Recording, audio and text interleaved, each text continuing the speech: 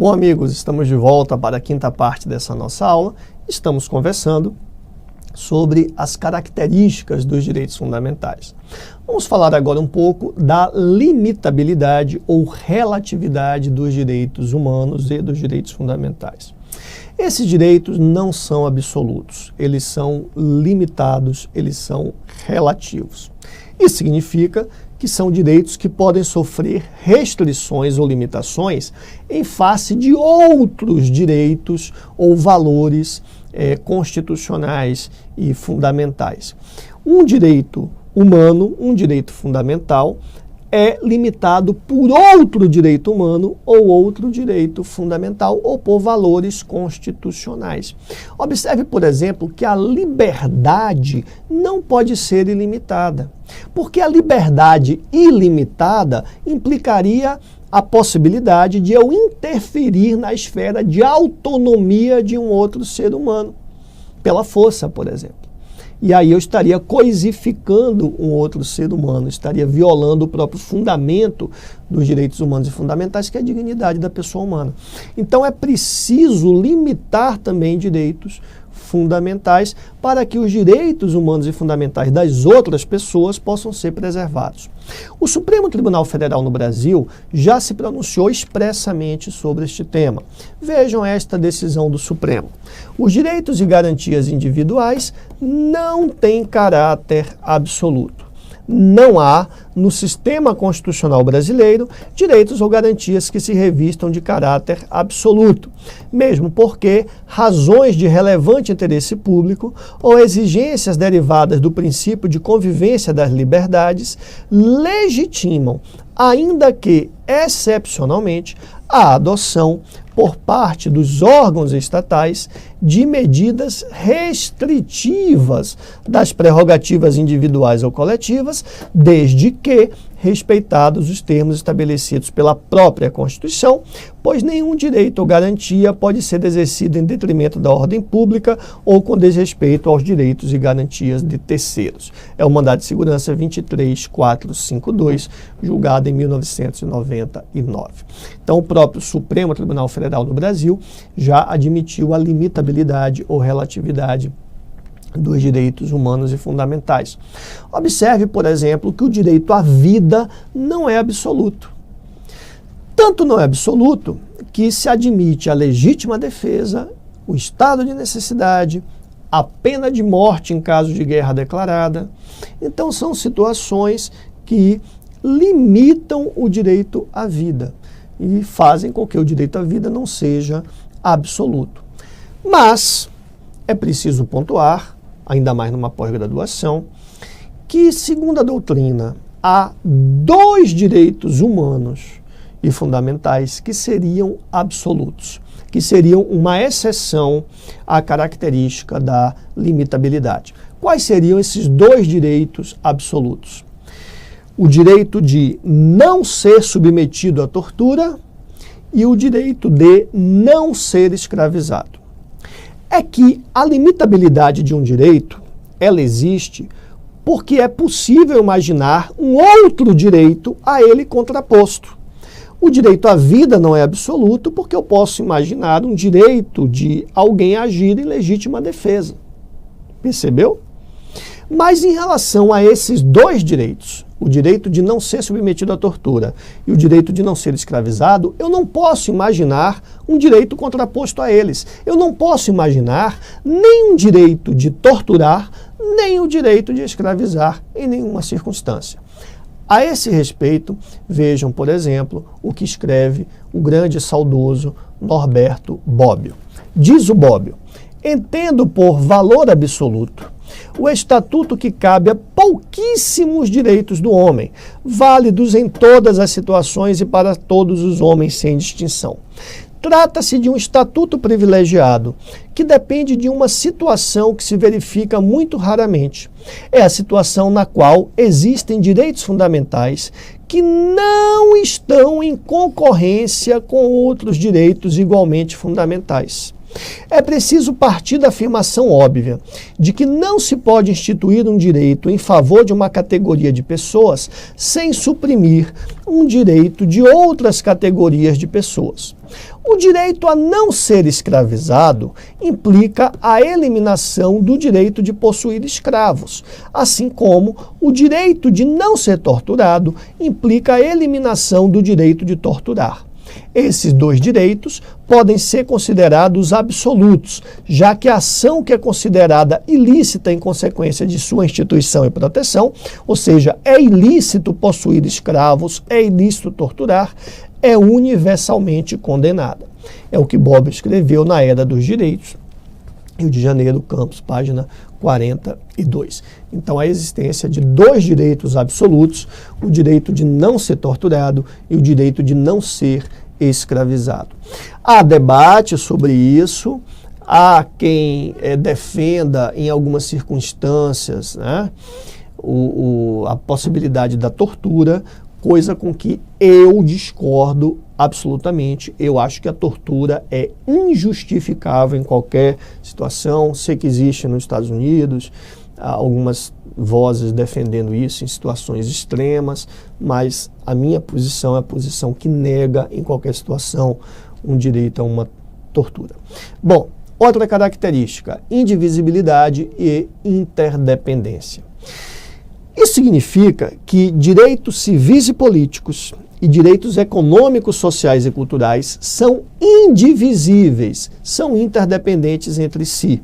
Eu não posso separar como se eles pertencessem a campos distintos e pudessem sobreviver de maneira absolutamente independente uns dos outros. Isso ganhou relevo porque nós íamos ter no sistema internacional um tratado de direitos humanos.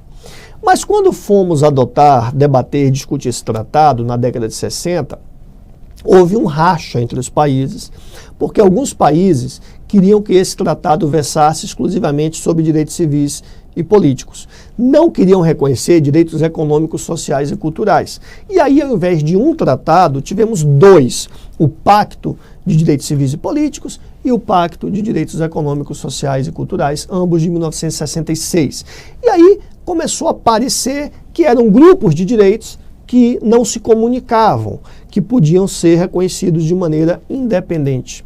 E isso não é verdade, isso é um equívoco. Os direitos não são independentes. Direitos civis e políticos dependem de direitos econômicos, sociais e culturais e vice-versa. Não adianta ter direitos civis e políticos sem direitos econômicos, sociais e culturais e vice-versa. Não adianta ter direito de ir e vir se eu não tenho renda para ir e vir. Não adianta dizer que nós podemos pegar um ônibus e viajar pelo Brasil se nós não temos dinheiro para pagar a passagem de ônibus. E também não adianta ter dinheiro para pagar a passagem de ônibus se você não tem a liberdade de ir para onde você quiser. Então, esses direitos, na verdade, eles são direitos indivisíveis e interdependentes. Outra característica é a não taxatividade. Ela significa que os direitos humanos e fundamentais expressos não excluem outros implícitos. Ou seja, o catálogo material de direitos humanos e fundamentais, ele é levado para a Constituição, mas o que eu encontro escrito ali não exaure todos os direitos humanos e fundamentais. O rol escrito, ele é aberto, ele não é exaustivo, é a cláusula da inesgotabilidade. O que está escrito, por exemplo, numa Constituição, não esgota o rol de direitos fundamentais. Inclusive, o artigo 5º, parágrafo 2º da nossa Constituição deixa isso muito claro, porque a nossa lei maior afirma que os direitos e garantias expressos nesta Constituição não excluem outros, sejam eles decorrentes do regime dos princípios adotados pela Constituição, ou seja, implícitos, sejam eles direitos previstos em tratados internacionais nos quais a República Federativa do Brasil é parte. Então, o que está no rol constitucional não exclui aquilo que está implícito ou aquilo que está previsto em tratados internacionais. Como dizem alguns autores, uma norma com fatispécie aberta. Isso tem origem no constitucionalismo lá na Constituição norte-americana, A 9ª emenda da Constituição dos Estados Unidos afirma o seguinte, abre aspas, a especificação de certos direitos na Constituição não deve ser entendida como uma negação ou depreciação de outros direitos conservados pelo povo. Fecha aspas. Portanto, o que nós encontramos escrito é um rol aberto. Não são apenas aqueles direitos escritos, eles não constituem o rol completo de direitos fundamentais. Não são apenas eles que existem. Além do que está escrito, eu posso encontrar outros direitos fundamentais. É a cláusula da inesgotabilidade.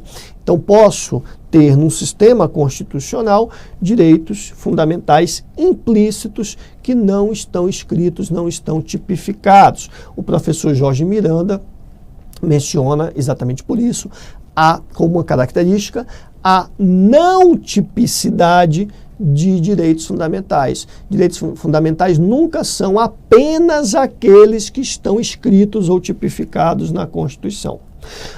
Bom, qual seria então um direito fundamental não escrito, implícito, que pertence ao sistema constitucional brasileiro, mas que não está escrito lá no texto da nossa Constituição, da nossa lei maior? Bom, para alguns seria, por exemplo, o direito à busca da felicidade, que tem origens no constitucionalismo norte-americano. Trago aqui, a respeito do direito à busca da felicidade, essa decisão do Supremo Tribunal Federal, que diz o seguinte: tenho por fundamental ainda o reconhecimento de que assiste a todos, sem qualquer exclusão, o direito à busca da felicidade, verdadeiro postulado constitucional implícito, que se qualifica como a expressão de uma ideia-força que deriva do princípio da essencial dignidade da pessoa humana. Então, isso aqui é o RE 477-554, e eu cito aqui ainda outras decisões do Supremo que tratam do direito à busca da felicidade. Veja que é um direito à busca da felicidade, não é um direito à felicidade. Ninguém tem direito a ser feliz, tem direito a poder buscar essa felicidade, o que envolve uma série de projeções, né?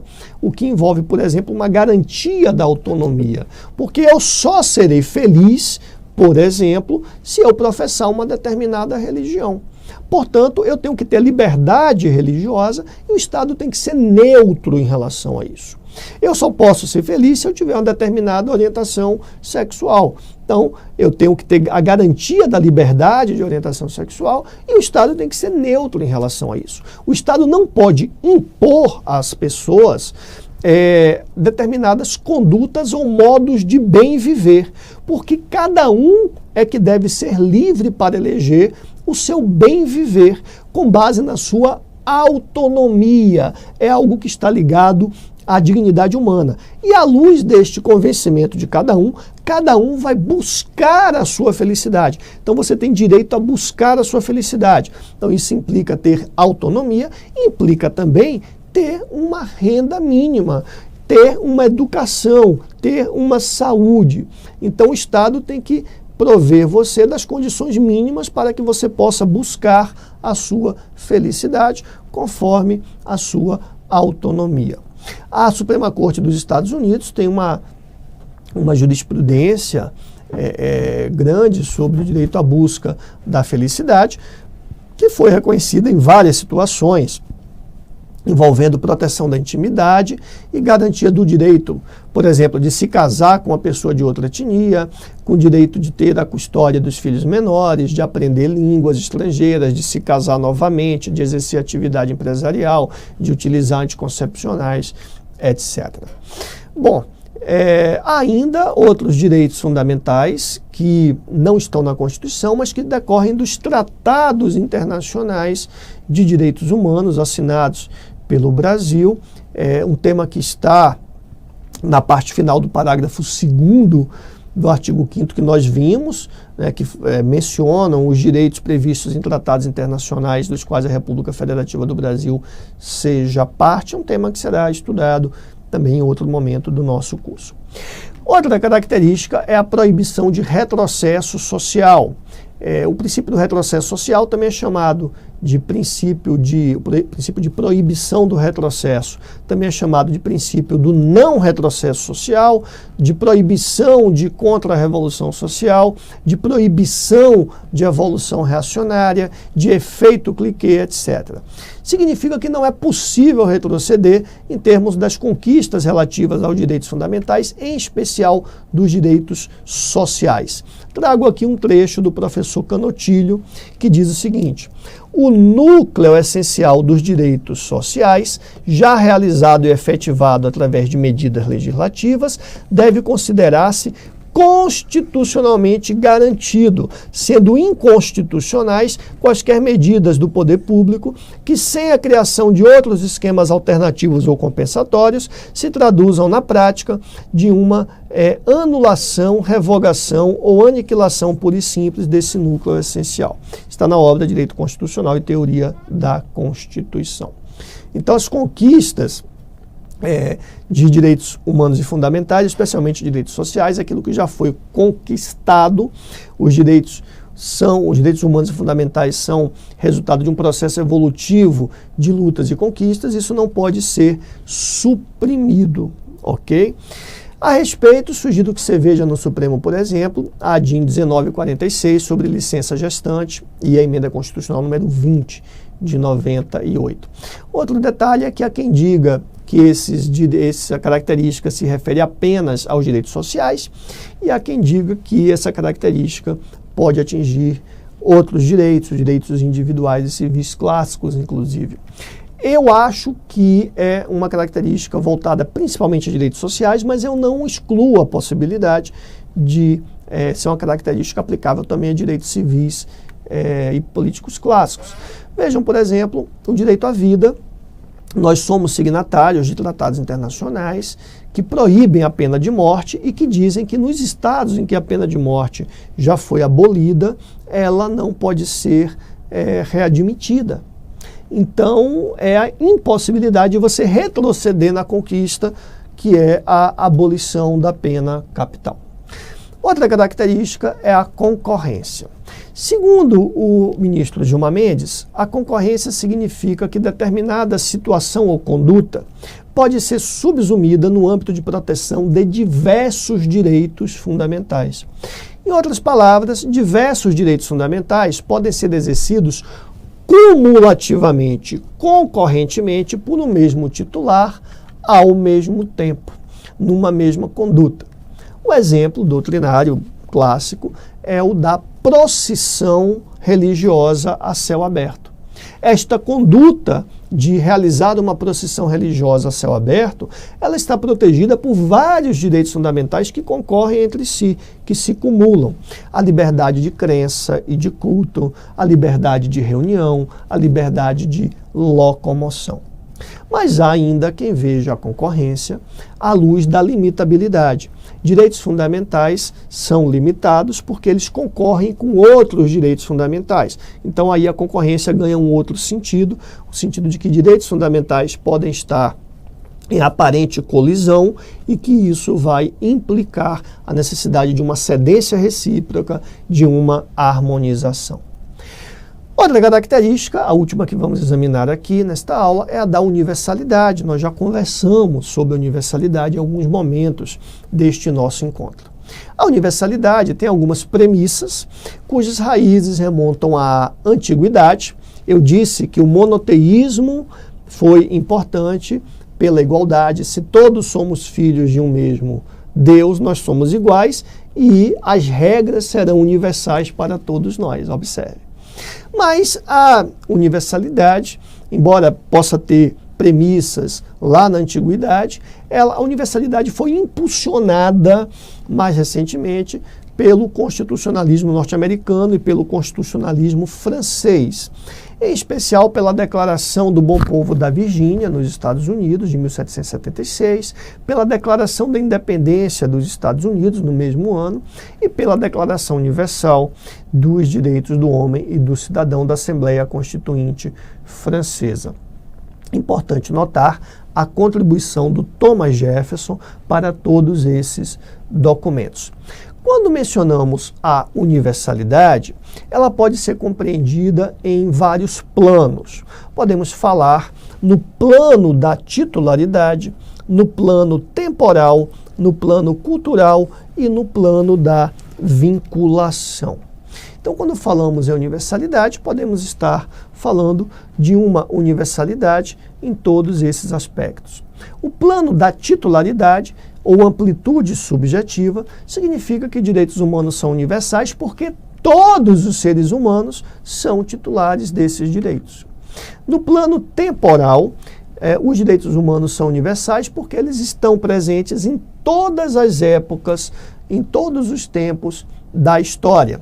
Nessa linha, a aparição de novos direitos seria apenas uma mudança de percepção em relação a direitos já existentes. Seria, como diz meu amigo professor André Ramos Tavares, seria retirar o pó de algo que jazia incógnito.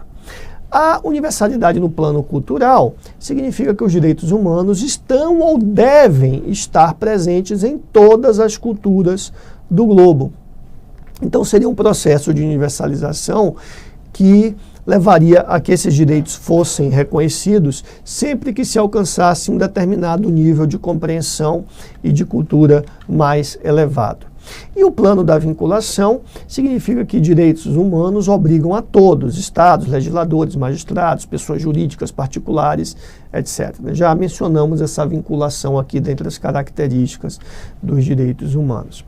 Então, para quem defende a universalidade em todos esses planos, os direitos humanos devem ser reconhecidos onde quer que haja um ser humano, em todas as épocas, em todo o planeta, independentemente do regime cultural, ideológico, político ou religioso vigente, e esses direitos têm que ser reconhecidos por todos.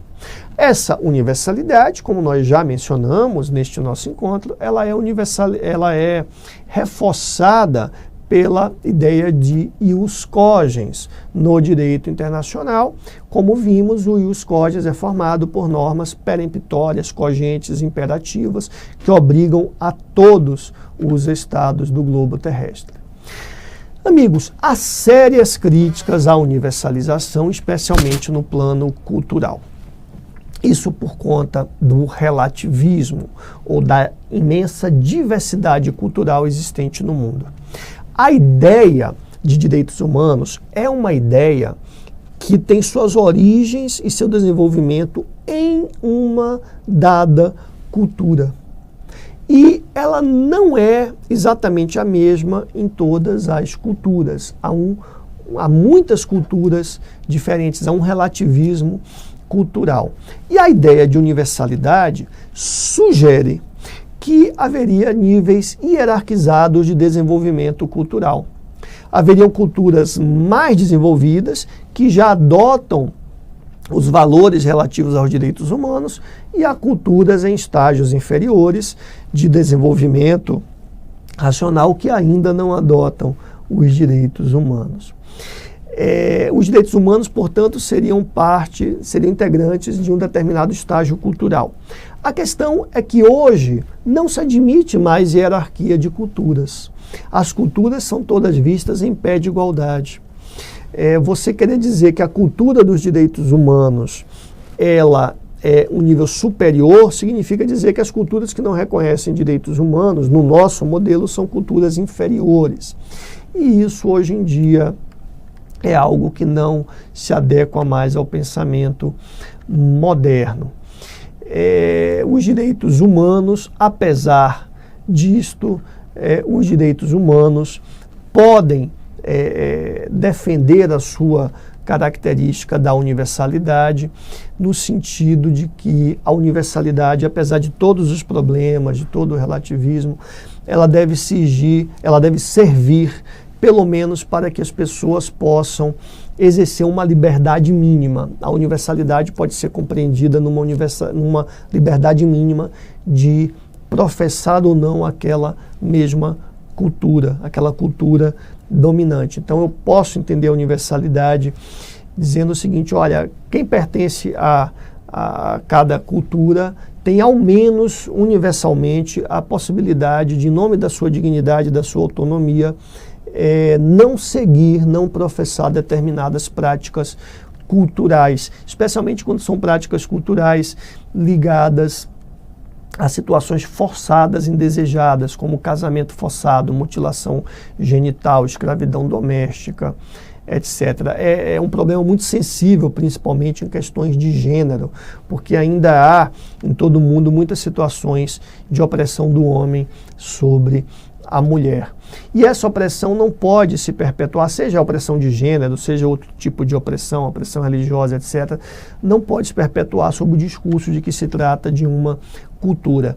Então a ideia básica é se chegar a uma universalidade mínima sem ofender diferenças culturais, num contexto no qual os direitos humanos possam assegurar ao menos a liberdade de escolha das pessoas. Então, se a pessoa quer professar determinadas práticas culturais, que seja permitido, mas que seja permitido ao menos que ela tenha um caminho, uma opção. Ela não queira aquela prática cultural, e isso não signifique a morte dessa pessoa. Então, é algo que se tenta como uma universalidade mínima. As melhores soluções propostas, eu não tenho uma solução, ninguém tem uma solução única, mas as melhores soluções propostas para ultrapassar essa barreira da questão cultural são as propostas que trabalham com diálogos interculturais. Por exemplo, Boaventura de Souza Santos, Habermas com seu discurso, com seu diálogo discursivo, e também o professor Joaquim Herrera Flores, né? O professor Joaquim Herrera Flores, ele propõe nessa linha de diálogo intercultural uma universalidade de chegada ou de confluência, e não uma universalidade de partida. Qual é a diferença? Na universalidade de partida, eu digo desde logo quais são os direitos humanos universais e eu quero que você se adeque a isso. Então eu estabeleço na partida, na saída do diálogo, quais são os direitos universais. A proposta do professor Joaquim Herrera Flores é outra, é que os direitos universais sejam discriminados ao final do diálogo, na chegada. Então, a universalidade de chegada busca atingir uma síntese universal dos direitos após o processo de diálogo intercultural e não antes desse diálogo. Então, a ideia é que as culturas dialoguem e procurem identificar o que é universal a todas elas depois deste diálogo e não como ponto de partida. Eu deixo aqui para vocês, no material de apoio, sugestões bibliográficas para aprofundamento desses temas, um artigo do professor Boaventura de Souza Santos e outro artigo do professor Joaquim Herrera Flores, mas há uma bibliografia muito vasta sobre este tema da universalidade, e é um tema muito difícil, é um tema, o grande desafio da modernidade, superar as diferenças culturais em nome da construção de um rol mínimo de direitos humanos universais. Vamos fazer mais intervalo e retornaremos em seguida com o 6º bloco dessa nossa aula.